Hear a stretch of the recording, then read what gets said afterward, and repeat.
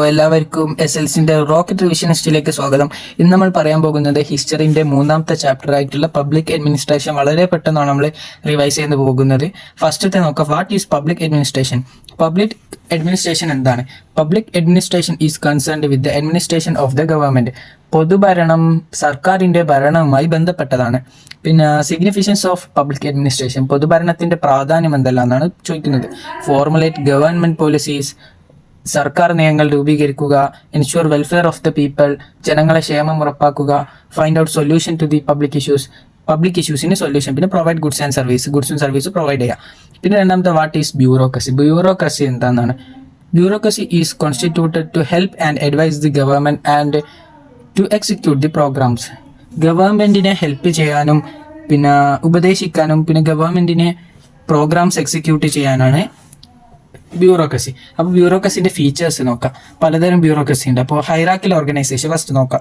There is one employee at the top and number of increases as it reaches the lower levels. ഏറ്റവും മുകളിലുള്ള ഒരു ഉദ്യോഗസ്ഥനും താഴത്ത് വരുന്ന ഉദ്യോഗസ്ഥരുടെ എണ്ണം കൂടുന്നതാണ് ഹൈറാർക്കിക്കൽ ഓർഗനൈസേഷൻ. പിന്നെ പെർമനൻസ് നോക്കാം, സ്ഥിരത. Persons appoint will continue in service till the age of retirement. ഒരു വ്യക്തി ഒരു സർക്കാർ ജോലി എടുത്താൽ അത് അവർ റിട്ടയർഡ് ആകുന്ന വയസ്സ് വരെ അവിടെ തന്നെ അപ്പോയിന്റഡ് ആയിരിക്കും. പിന്നെ അപ്പോയിന്റ്മെന്റ് ഓൺ ബേസിക് ക്വാളിഫിക്കേഷൻ നോക്കി അപ്പോയിന്റ് ചെയ്യുന്നത്. Employees R recruited and appointed on the basics of education qualification. ഒരു വ്യക്തിയുടെ പഠിപ്പിന്റെ അടിസ്ഥാനത്തിലേക്കും അവർക്ക് ക്വാളിഫിക്കേഷൻ അഥവാ ജോബ് കൊടുക്കാം. പിന്നെ പൊളിറ്റിക്കൽ ന്യൂട്രാലിറ്റി എന്താ? Party interest should not reflect in their work, they should act neutrally. അവരുടെ പാർട്ടി ഏതാണ് ആ പാർട്ടി അവരുടെ വർക്കിന് ബാധിക്കാൻ പാടില്ല. അവർ സാധാ പോലെ ആയിരിക്കണം പണി ചെയ്യുന്നത്. പിന്നെ പ്രൊഫഷണാലിസം നോക്കാം. Every government employee must be skilled in their work. എല്ലാ സർക്കാർ ഉദ്യോഗസ്ഥനും അവരുടെ പണിയിൽ നല്ല മികച്ചതായിരിക്കണം. പിന്നെ നാലാമത്തെ, ഇന്ത്യൻ സിവിൽ സർവീസിന്റെ ഫസ്റ്റത്തെ ഓൾ ഇന്ത്യൻ സർവീസ് ഉണ്ട്. റിക്രൂട്ട്സ് അറ്റ് നാഷണൽ ലെവലിൽ ആൾക്കാർ എടുക്കും. Appoints in central or state service. Central അല്ലെങ്കിൽ സ്റ്റേറ്റ് സർവീസിൽ ആൾക്കാരെ അപ്പോയിന്റ് ചെയ്യും. Example Indian administrative service example ആണ്. പിന്നെ ഇന്ത്യൻ പോലീസ് സർവീസ്. നിങ്ങൾ ആലോചിക്കുക, പോലീസും അഡ്മിനിസ്ട്രേറ്റീവ് സർവീസും ഓൾ ഇന്ത്യ സർവീസ് ആണ്. പിന്നെ സെൻട്രൽ സർവീസസ് എന്താ നോക്കാം. റിക്രൂട്ട് അറ്റ് നാഷണൽ ലെവൽ, ദേശീയ തരത്തിലാണ് ആൾക്കാർ എടുക്കുക. Appoints in central government department. അപ്പോൾ സെൻട്രൽ ഗവൺമെന്റ് ഡിപ്പാർട്ട്മെന്റിൽ അപ്പോയിന്റ് ചെയ്യും. Example Indian foreign service, Indian railway service, state service. ഏതെല്ലാം? ഇന്ത്യൻ ഫോറിൻ സർവീസും ഇന്ത്യൻ റെയിൽവേ സർവീസും സ്റ്റേറ്റ് സർവീസും. പിന്നെ recruit at state level, central സർവീസിന്റെ പോയിന്റ് ആണ് പറയുന്നത്. Recruit at state level. പിന്നെ appoint in state government department only. Example agriculture, കൃഷി ഉദ്യോഗസ്ഥൻ ആണ് അത്. അതിന്റെ സെൻട്രൽ സർവീസസിന്റെ എക്സാമ്പിൾ ആണ് കൃഷി ഉദ്യോഗസ്ഥർ. പിന്നെ അഞ്ചാമത്തെ നോക്കാം, candidates to all Indian services and central services are recruit by the union public service commission. അപ്പോൾ അത് നിങ്ങളൊരു പോയിന്റ് പോലെ ആലോചിച്ച് നോക്കാം. അത് ചിലപ്പോൾ പോയിന്റ് ചോദിച്ചിട്ട് ഡാഷ് ഇട്ടിട്ട് തരാൻ ചാൻസ് ഉണ്ട്. UPSന്റെ ഫുൾ ഫോം വയ്ക്കാനും ചാൻസ് ഉണ്ട്. UPSന്റെ full form union public service commission. പിന്നെ ആറാമത്തത്, chairman and the member of this commission are appointed by the president of India. ഇതിന്റെ ചെയർമാനും മെമ്പേഴ്സ് എല്ലോ ആ കമ്മീഷന്റെ ചെയർമാൻ മെമ്പേഴ്സ് എല്ലോ അപ്പോയിന്റഡ് ആട്ടെ പ്രസിഡന്റ്. ഇപ്പോൾ ഇന്ത്യത്തെ പ്രസിഡന്റ് ആണ് അതിന്റെ ചെയർമാനും മെമ്പേഴ്സിനെല്ലാം തിരഞ്ഞെടുക്കുക. At the state level candidates are recruited by the Public Service Commission, PSC ന്റെ ഫുൾ ഫോം എന്താ? Public Service Commission of the state. Okay, the government appointed the chair and the members of the state Public Service Commission. Government ആണ് ചെയർമാനെയും അടുത്ത മെമ്പേഴ്സിനെയും public service കമ്മീഷന്റെ എടുക്കുന്നത്. പിന്നെ what is E governance എന്ന് വെച്ചാൽ electronic governance. ഇപ്പോൾ ടെക്നോളജിയുമായിട്ട് ബന്ധപ്പെട്ടതാണ് പറയുന്നത്. അപ്പോൾ it is used of electronic technology in administration. ഭരണത്തിൽ ഇലക്ട്രോണിക്കിന്റെ ടെക്നോളജി ഉപയോഗിക്കുന്നതിനാണ് ഇ ഗവേണൻസ് എന്ന് പറയുക. ഒമ്പതാമത്തെ, what are benefits of e ഗവേണൻസിന്റെ ബെനിഫിറ്റ് ആണ് വയ്ക്കുന്നത്. Can receive service with the help of information technology. കാരണം IT ടെക്നോളജി യൂസ് ചെയ്തിട്ട് കാരണം നമ്മൾ കമ്പ്യൂട്ടറിലാകുമ്പോൾ വളരെ ഫാസ്റ്റ് ആയിരിക്കും. അല്ലെങ്കിൽ നമ്മൾ അവിടെ അക്ഷയ സെന്ററിൽ പോയി കാത്തുക്കണം, അങ്ങനത്തെ പണിയൊന്നും വരില്ല. അപ്പോൾ can receive service with the help of information technology use ചെയ്തിട്ട് നമുക്ക് സർവീസ് പെട്ടെന്ന് കിട്ടും. Need not to wait in government offices for services. ഗവൺമെന്റിന്റെ ഓഫീസിൽ പോയി വെയിറ്റ് ചെയ്യേണ്ട, ഓരോ കാത്തുക്കണ്ട, നമുക്ക് പെട്ടെന്ന് നമ്മൾ പരിപാടി എടുക്കും. പിന്നെ government services offered speedly and with less expense. ചിലവ് കുറഞ്ഞ രീതിയിലും വളരെ പെട്ടെന്നും സർവീസ് നമുക്ക് ചെയ്തു തരും. Efficiency and equality get enhanced. അവരുടെ ഇപ്പോൾ കുറേ എണ്ണം ഉണ്ടെങ്കിലും അതിൻ്റെ ക്വാളിറ്റി നഷ്ടപ്പെടില്ല. രണ്ടും നല്ല രീതിയിൽ തന്നെ കിട്ടും, നല്ല ഭംഗിയിൽ തന്നെ കിട്ടും.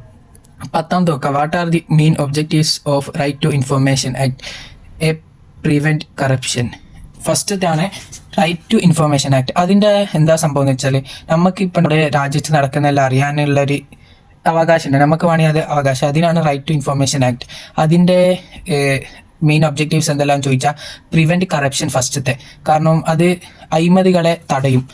കാരണം നമുക്കിത് അവിടെ ഭരണത്തിൻ്റെ എന്തെങ്കിലും കള്ളത്തരമെല്ലാം ഉണ്ടെങ്കിൽ നമ്മൾ അറിയുമല്ലോ, അതുകൊണ്ട് അവർ കളിക്കൂല. അതുകൊണ്ട് കറപ്ഷൻ അഴിമതികൾ കുറയും. ക്രിയേറ്റ് റെസ്പോൺസിബിലിറ്റി എന്ന് വെച്ചാൽ ഒരു റെസ്പോൺസിബിൾ ഉണ്ടാക്കും. അവർക്കൊരു ഇതുണ്ടാവും, ആൾക്കാർ അറിയും, അതുകൊണ്ട് ഒരു വൃത്തി പണിയെടുക്കും. Make the function of government transparent.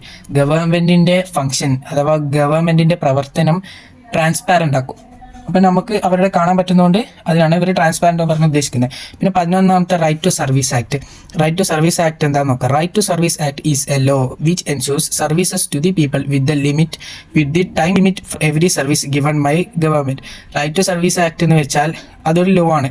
Which ensures service to the people, ആൾക്കാർക്ക് സർവീസ് ഉറപ്പാക്കുന്ന ഒരു ലോ ആണ്. With the time limit for every service given by the government. ഇപ്പോൾ ഗവൺമെൻറ് പറയുന്ന ടൈം ലിമിറ്റിൻ്റെ ഉള്ളിൽ നമുക്ക് ആ സർവീസ് ചെയ്തിരുന്നതാണ് റൈറ്റ് ടു സർവീസ് ആക്ട് എന്ന് പറയുന്നത്. പിന്നെ 12ാമത്തെ Lokpal and Lokayukta are institution constituted to prevent corruption. ഇത് രണ്ടും ഒരു ഇൻസ്റ്റിറ്റ്യൂഷൻ സ്ഥാപനമാണ്.